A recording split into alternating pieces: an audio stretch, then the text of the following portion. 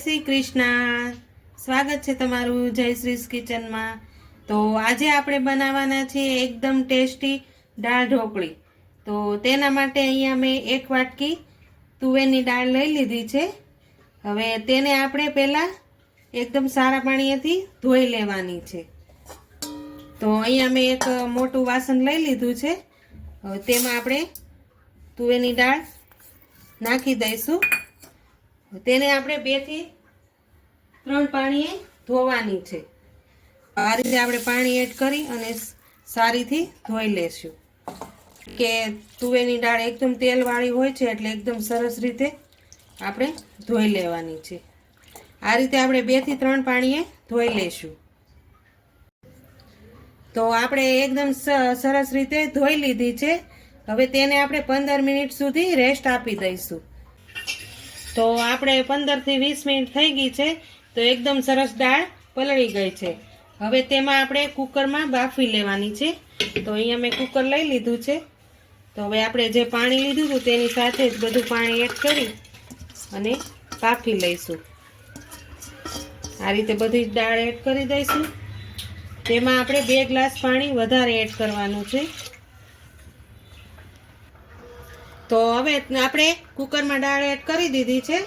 હવે અડધી ચમચી જેટલી હળદર એડ કરીશું અને સ્વાદ પ્રમાણે નિમક એડ કરી દઈશું। તો આ રીતે આપણે દાળ બાફવાથી એકદમ સરસ ટેસ્ટ આવે છે અને કલર પણ એકદમ સરસ આવે છે। આ રીતે આપણે હલાવી લઈશું। હવે તેને આપણે બાફવા મૂકી દઈશું।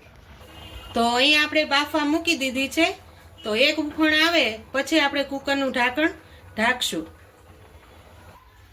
તો આપણો એક ઉભરો આવી ગયો છે। હવે આપણે ઢાંકણ બંધ કરી અને દાળને 4 થી 5 વિસલ કરી લઈશું। તો અહીંયા આપણી દાળ બફાય છે ત્યાં સુધીમાં આપણે ઢોકળીનો લોટ સરસ રીતે બાંધી લઈશું। તો અહીંયા મેં એક મોટું વાસણ લઈ લીધું છે। તો આપણે અહીંયા મેં ઘઉંનો લોટ લીધો છે। 1 વાટકી જેટલો ઘઉંનો લોટ લીધો છે તે આપણે એડ કરી દઈશું। હવે તેમાં આપણે 2 મોટી ચમચી જેટલો ચણાનો લોટ એડ કરીશું। તો હવે આપણે તેમાં બધા જ મસાલા એડ કરી દઈશું। અડધી ચમચી જેટલી હળદર, સ્વાદ પ્રમાણે નિમક, કલર આપવા માટે અડધી ચમચી લાલ મરચું પાવડર, 1 મોટી ચમચી જેટલું ધાણા જીરું પાવડર અને અડધી ચમચી જેટલો આપણે ગરમ મસાલો એડ કરશું। તો આ રીતે આપણે બધા જ લોટને મિક્સ કરી લઈશું। આ રીતે તો અહીંયા આપણે બધું જ મિક્સ કરી લીધું છે મસાલા। હવે આપણે તેમાં અડધી ચમચી જેટલું તેલ એડ કરશું અને ઉપરથી થોડા લીલા ધાણા એડ કરશું। એકદમ સરસ ટેસ્ટ આવશે અને ખાવામાં પણ ખૂબ જ સરસ લાગશે। તો આ રીતે મિક્સ કરી અને આપણે લોટ બાંધી લેવાનો છે। લોટ એકદમ ભાખરી જેવો જાડો પણ નહીં અને રોટલી જેવો ઢીલો પણ નહીં, એ રીતનો બાંધવાનો છે। તો આ રીતે આપણે લોટને સારી રીતે બાંધી લઈશું। તો આપણો ઢોકળીનો લોટ એકદમ સરસ બંધાઈને તૈયાર થઈ ગયો છે। આ રીતનો આપણે લોટને રાખવાનો છે એકદમ સરસ। હવે તેને આપણે 15 મિનિટ સુધી રેસ્ટ આપવાનો છે। તો ત્યાં સુધીમાં આપણે તેને રેસ્ટ આપી દઈશું।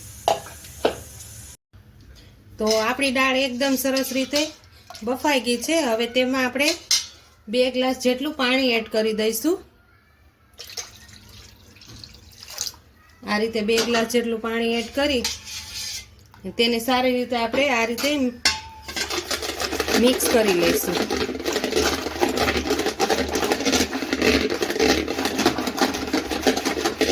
તો આ રીતે ઝેરણીની મદદથી મિક્સ કરી લીધી છે।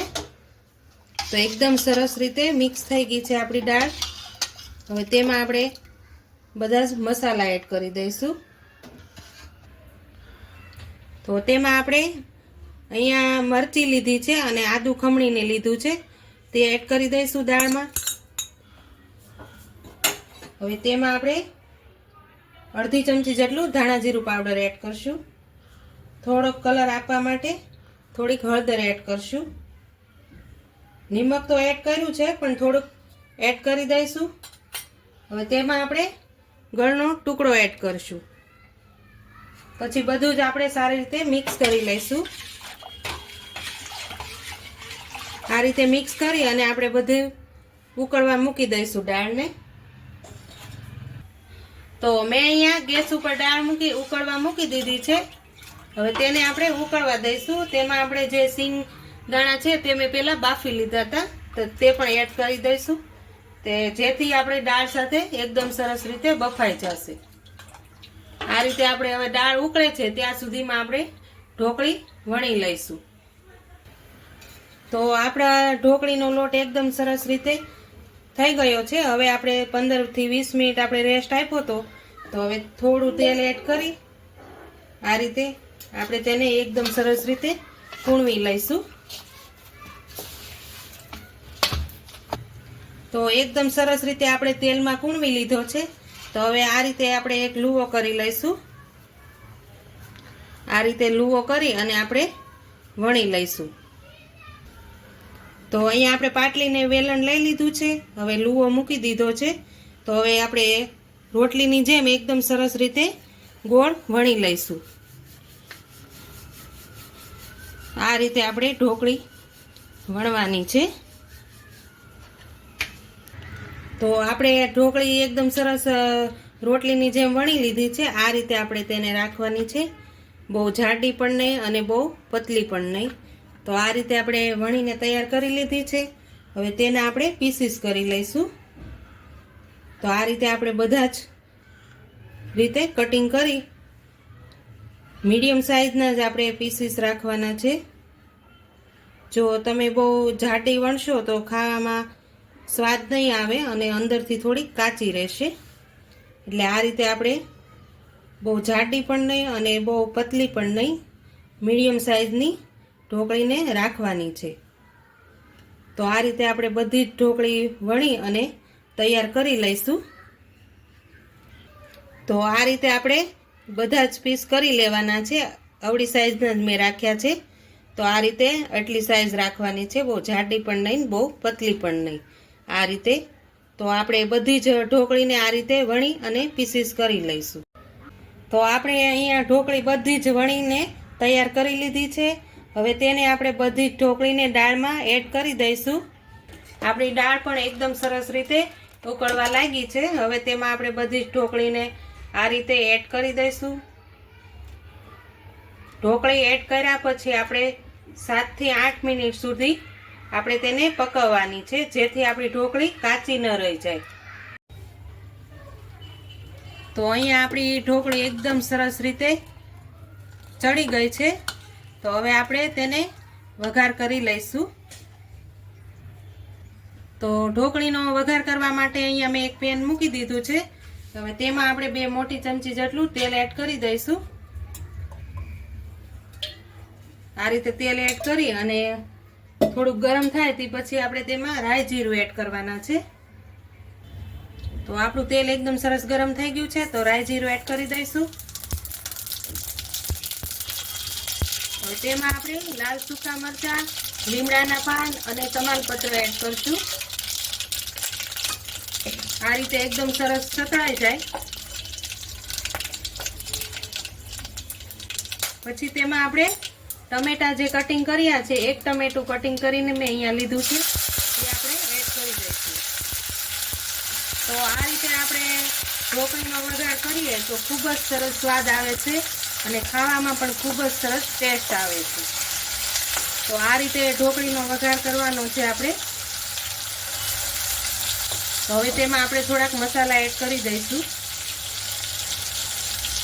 અડધી ચમચી જેટલું ધાણા જીરું પાવડર, હળદર, થોડું સ્વાદ પ્રમાણે નિમક અને લાલ મરચું પાવડર એડ કરશું. તો દાળનો કલર એકદમ સરસ આવી જશે. આ રીતે આપણે વઘારને થોડીક વાર ચડવા દઈશું. તો આ રીતે વઘાર કરી લીધો છે. હવે તેમાં આપણે થોડીક દાળને એડ કરશું. આ રીતે આપણે દાળને એડ કરશું.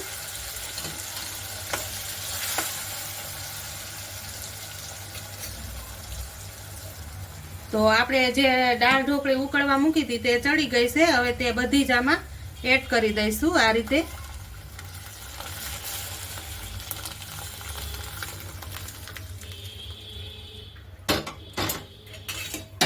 તો આ રીતે આપણે એડ કરી દીધી છે અને એકદમ સરસ પણ વઘાર થઈ ગયો છે આ રીતે.